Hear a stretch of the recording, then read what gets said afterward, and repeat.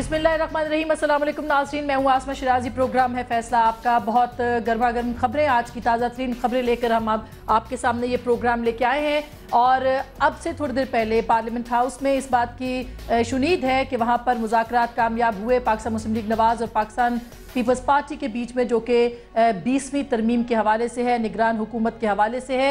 और ये कहा गया है कि निगरान हुकूमत जानिबदार होगी, गैर जानिबदार होगी। अगर जानिबदार हुई तो नेचुरली उसके ऊपर प्रॉब्लम्स होंगे, लेकिन गैर जानिबदार हुकूमत क्या होगी उसकी मजीद तफसीलात अभी आ रही हैं और उसके ऊपर बात होगी। आज पाकिस्तान भर में तकरीबन 7 बड़े अवामी एहतजाज हुए हैं और इसमें फैसलाबाद के अंदर गैस की कमी के हवाले से एहतजाज हुआ है, जिसपे पुलिस ने लाठी चार्ज किया। इसके अलावा कोयटा के अंदर बम धमाका भी हुआ है। कोयटा के अंदर वहाँ पे भी पुलिस का लाठी चार्ज और कुछ मुजाहिरीन को मुंतशिर करने के लिए जो रेलवे मुलाजमीन के हवाले से था, उनको मुंतशिर करने के हवाले से भी कुछ एहतजाज देखने में आए। इसी तरह से मुख्तलिफ जगहों पर आज एहतजाज हुए। कहीं लाहौर में बस स्टैंड से मुताल्लिक, कभी किसी और चीज़ पे, कभी पैरामेडिकल स्टाफ का, कभी मुख्तलिफ जो मुलाजमीन भर्ती हुए हैं लाहौर के मुख्तलिफ अस्पतालों के अंदर, उनके हवाले से एहतजाज हुआ है। नेचुरली हम हर एहतजाज के ऊपर बात नहीं कर रहे, हम एक मजमूई रवैये और अवाम के मसाइल के हवाले से बात कर रहे हैं कि किस तरह से पाकिस्तान के अवाम क्या सिर्फ एहतजाज करते रहेंगे। ये बदअमनी, ये इंतशार और ये जो हिजाम किसी कैफियत है, ये पाकिस्तान के मुआशरे को किधर लेके जाएगी। और इसके अलावा इंपॉर्टेंट सवाल ये भी है, अगर गौर करना हो कि जब हम जिसको अरब स्प्रिंग की बात करते हैं, जो मुख्तलिफ गुज़िश्ता मौसम बहार में अरब ममालिक के अंदर एक वेव आई थी, अगर हम उसकी बात करते हैं तो उसमें सबसे ज्यादा बदअमनी, इंतशार, अफरा तफरी, नाइंसाफी की वजह से था और वो था सोशल इनजस्टिस। तो क्या अब ये समझा जाए कि पाकिस्तान के अंदर बढ़ती हुई मुआशरती तफरीक पाकिस्तान के अवाम के अंदर हिजान बर्पा कर रही है? और उससे बड़ी बात यह है कि ये जो तरमीम हो रही है जिसके ऊपर इत्तफाक हो रहा है, लेकिन उससे बड़ा मसला जो कि बदअमनी के हवाले से है वो बलोचिस्तान का है। आज सेनेट के अंदर, सिर्फ कौमी असम्बली में नहीं, सेनेट के अंदर हुकूमत के अरकान ने ना सिर्फ एहतजाज किया है बल्कि हुकूमत के अरकान ने अपोजिशन के साथ मिलकर वॉकआउट भी किया है। ये बहुत ही सिग्निफिकेंट बात है। पाकिस्तान के दोनों ऐवानों के अंदर आज बलोचिस्तान के मसले के ऊपर बात होती रही है, लेकिन हुकूमत ने वॉकआउट क्यों किया? इसका मतलब क्या है? क्या हुकूमत बेबस दिखाई दे रही है? क्या हुकूमत के पास कोई चारा कार नहीं है? क्या बलोचिस्तान के हवाले से इसी तरह से खामोशी तारी रहेगी? ये खामोशी किस तरफ इस मामले को लेकर जाएगी? ये जो बढ़ता हुआ हिजान है, बलोचिस्तान हो या पाकिस्तान के दीगर इलाके हों, ये पाकिस्तान को किस तरफ लेके जा रहा है, इसके ऊपर गौर करने की ज़रूरत है। और ये भी आपको बताते चले कि इन तमाम मसाइल की मौजूदगी में मियां नवाज शरीफ शिकार के लिए बहावलपुर गए हैं और उनकी जो रजामंदी है उसके बाद अब से थोड़ी देर पहले पीपल्स पार्टी और PMLN के मुज़ाकरात कामयाब भी हुए हैं। इस पे हम सलीम सैफुल्लाह साहब से जल्दी से बात करते हैं, क्योंकि वो पार्लियामेंट में उन्होंने ये खबर दी है और पाकिस्तान मुस्लिम लीग कायदे आज़म के हम ख्याल ग्रुप के रहनुमा है, सीनियर पॉलिटिशियन है, उनसे बात करते हैं। अस्सलाम वालेकुम। वालेकुम अस्सलाम। आसमा, कैसे हैं आप? खैरियत से? बिल्कुल ठीक ठाक सर। ये बताइएगा कि ये अच्छी खबर आपने सुनाई कि 20वीं तरमीम पे मामला तय पा गए, तो मामला किस किस बात के ऊपर तय पा गए? जी देखे ना, अच्छी बात तो जरूर, कौम को कुछ तो अच्छी बात आनी चाहिए। कौम के सामने काफी उनको परेशानियां हैं, तो ये अच्छी बात है कि अपोजिशन और हुकूमत के दरमियान जो मुज़ाकरात थे वो कामयाब हुए। और जो मेन नुक्ता था अपोजिशन का कि चूंकि कंसल्टेशन का लफ्ज बार बार आ रहा है, लेकिन उसमें जो माजी में जिस तरीके से गवर्नमेंट ने बुलडोज किया और एक खत के जरिए, टेलीफोन के जरिए कहा कि जी बस ये कंसल्टेशन है, तो अभी कंसेंसस पे अपोजिशन ने ये गुजारिश की थी कि आप लफ्ज कंसेंसस इस्तेमाल करें कि आपस में एक फैसला जब तक ना हो तो अबूरी हुकूमत। अच्छा सलीम साहब, सैफुल्लाह साहब, ये मुझे बताइएगा, ये बड़ी इंटरेस्टिंग बात है, लेकिन क्या जो अब निगरान हुकूमत बनेगी, निगरान वजीर आजम बनेगा, वज़राए आला होंगे, वो पाकिस्तान मुस्लिम लीग नवाज की भी मर्जी से होंगे, ऐसा ही है? जी, लीडर ऑफ अपोजिशन चूंकि उनका ताल्लुक पाकिस्तान मुस्लिम लीग नवाज से है, तो यकीनन मरकज में उनका होगा, लेकिन सूबों में जो मुख्तलिफ लीडर ऑफ अपोजिशन है उनके मशवरे से होगा। और शहबाज साहब ने जो मशरूत कर दिया उसको एहतसाब बिल के साथ, क्योंकि अभी उनके टिकट चल रहे हैं मियां शहबाज शरीफ के एहतसाब बिल अगर होगा तो उसके बाद ही बात हो सकती है। तो क्या एहतसाब बिल के ऊपर भी बात हो रही है या खाली अब निगरान हुकूमत मुत्तफिक का? इलेक्शन कमीशन पे तो फैसला हो चुका है और हुकूमत ने बात मान ली हो, तो फैसला पहले ही हो चुका था। अभी सिर्फ इस पे जो देखिए ना, बुनियादी बात यह है कि आप अबूरी हुकूमत बनाएं और फिर अवाम उस पर मुख्तलिफ जमातें कहें कि जी हमें इन पे एतमाद नहीं है, जो इलेक्शन हुए हैं ये जाली है, ये है वो है। तो इसलिए जरूरी है कि पहले से एक और 18 करोड़ पाकिस्तानियों में जरूर मुझे यकीन है कि कंसेंसस पैदा हो सकता है, कोई ऐसी बात नहीं है। और ये तरमीम के लिए कब पेश हो जाएगा सर? ये बस इंशाल्लाह कल तक आ जाएगा जी, उम्मीद है जी। बहुत बहुत शुक्रिया सलीम सैफुल्लाह साहब, हमसे गुफ्तगू का। मेरे साथ प्रोग्राम में मजीद बात करने के लिए मौजूद है जनाब औरिया मकबूल जान साहब, जो कि लाहौर में हमें ज्वाइन करेंगे। मारूफ तज्जिया निगार हैं, बहुत सीनियर तज्जिया निगार हैं, कॉलम निगार भी हैं। बहुत शुक्रिया आपकी तशरीफ आवरी का। मुझे स्टूडियोज में ज्वाइन करें जनाब आबिद शेर अली, सीनियर रहनुमा है पाकिस्तान मुस्लिम लीग नवाज के। उनके साथ हैं शर्मिला फारूकी साहिबा, कराची से पाकिस्तान पीपल्स पार्टी की सीनियर रहनुमा है। और मिराजुल हुदा साहब, डॉक्टर मिराजुल हुदा, सीनियर रहनुमा जमात इस्लामी के, बल्कि नायब अमीर जमात इस्लामी सूबा सिंध के हैं। हमें लश्करी रईसानी साहब भी टेलीफोन लाइन पर ज्वाइन करेंगे और उनसे भी हम बलूचिस्तान के हवाले से बात करेंगे। सबसे पहले औरिया साहब आपके पास मैं आती हूँ कि ये 20वीं तरमीम पर तो इत्तफाक हो गया है, लेकिन ये बलूचिस्तान के मामले पर इत्तफाक क्यों नहीं हो पा रहा? देखिए, बलूचिस्तान का मामला जहां तक इस बात का ताल्लुक है, बलूचिस्तान को अभी तक हमने एक सूबे की हैसियत से तस्लीम नहीं किया। हम उसको एक स्ट्रेटेजिक जोन समझते हैं और ये स्ट्रेटेजिक जोन की जो पॉलिसी है ये अंग्रेज़ के ज़माने से चली आ रही है कि ये एक बफर जोन है कि जो कि रूस के या उसके खिलाफ था। और इस यहाँ पर हमें पॉलिटिकल रिप्रेजेंटेटिव नहीं चाहिए होते, यहाँ हमें वफादार लोग चाहिए होते हैं और हमें वफादारों की एक गवर्नमेंट चाहिए होती है।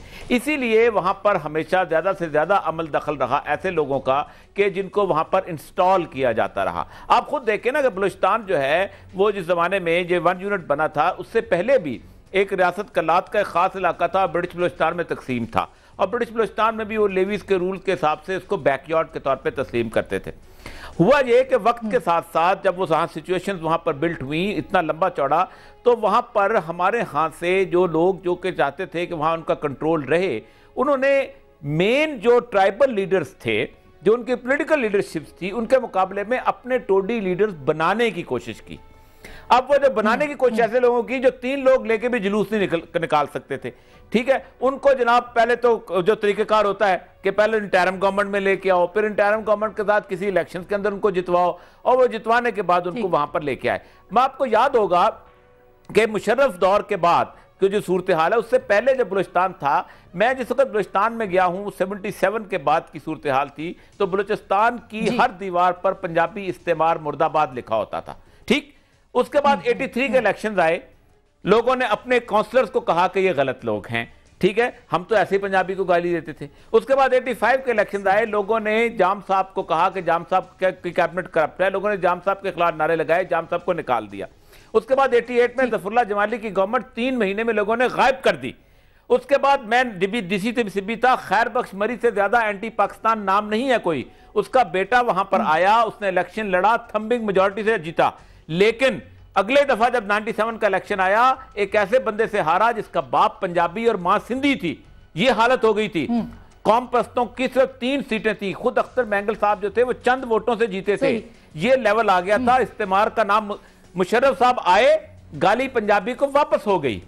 ये है हमारा सलूक बुनियादी तौर पर, हमारी पॉलिसीज का। और उसके बाद आप अंदाजा करें 2008 में मैंने पूरा का पूरा ये पॉम्फलेट लिखा था, जिसके अंदर मैंने 7 पॉइंट्स। क्या ठीक असल कसूर क्या सियासतदानों का रहा, या जो बलूचिस्तान के हवाले से हमारी इस्टेब्लिशमेंट का जो रवैया था वो गलत था, जिसकी वजह से इसका खमियाजा भुगतना पड़ा? नहीं, पूरी कौम का रवैया, पूरी कौम का रवैया। आप किसी सियासतदान को उठाए ना तो पहली बात ये कहेगा, जहां पर बैठ के पंजाब में भी, वहां भी, हम उनको वडेरों के जुल्म से निजात दिलाना चाहते हैं। क्या कभी किसी बलोच ने कहा है कि हम तुमको चौधरियों के जुल्म से निजात दिलाना चाहते हैं, तुमको लगारियों के, मदारियों के, फलानों के जुल्म से निजात दिलाना? कभी आज तक उन्होंने कहा? ओ भाई, उनका सरदार है, उनका लीडर है, वो जो मर्जी करें उनके साथ, उनको हुकूमत करने दें उनके हिसाब से। आप उनके मामा मत बने। जब हम मामा बनते हैं तो वहां सूरत हाल खराब होती। अच्छा सर, लश्करी रईसानी साहब ने हमें ज्वाइन किया है। हालात इतने खराब हो चुके। जी, मैं और ये सब आपके पास आती हूँ। हालात जो मौजूद है इस पे यकीनन बात होनी है, लेकिन लश्करी रईसानी साहब, ग्राउंड रियलिटीज बताइए। हुकूमत आपकी है, पीपल्स पार्टी की हुकूमत है, सेनेट में आज पीपल्स पार्टी ने वॉकआउट कर दिया है। मतलब ये तो पाकिस्तान की क्या दुनिया की तारीख में कभी नहीं हुआ कि किसी मसले के ऊपर हुकूमत खुद वॉकआउट कर दे। इसका मतलब है कहीं ना कहीं बेबसी मौजूद है हुकूमत की, और है तो किसके हाथ हो?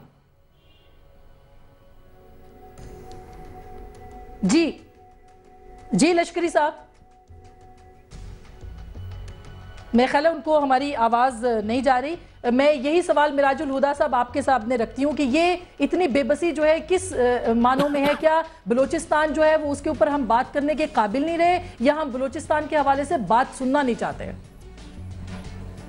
आसमा, असल सूरत हाल ये है कि अगर इस मुल्क के अंदर बलूचिस्तान की जिम्मेदारी किसी के सर थोपी जाएगी तो जहाँ पाकिस्तान के अंदर वो ताले आज़मा के जो अपने तौर पर इक़दाम करते रहे और बलूचिस्तान के लोगों को धमकी देते रहे कि उस जगह से हथियार आएगा जहाँ तुम्हारा तसव्वुर मौजूद नहीं होगा। लेकिन एक मसला ये है कि इस वक्त इस मुल्क के अंदर एक हुकूमत मौजूद है जो वोट लेकर आई है और जो अपनी दानिश में अपने आप को जमहूरी हुकूमत कहती है, और जिसने दरमियान में एक आगाज़ हुकूक़ बलूचिस्तान का भी आगाज़ किया।